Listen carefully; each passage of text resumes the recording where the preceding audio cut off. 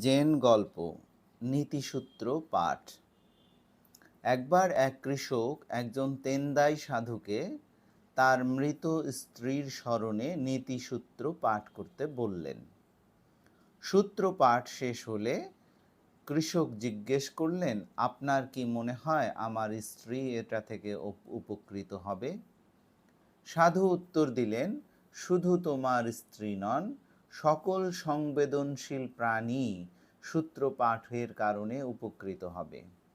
কৃষক বললেন, আপনি যদি সকল সংবেদনশীল প্রাণীর কথা বলে থাকেন, তবে তো উপকার পাওয়ার ক্ষেত্রে অন্যেরা আমার স্ত্রীর চেয়ে এগিয়ে থাকবে, কেননা সে দুর্বল।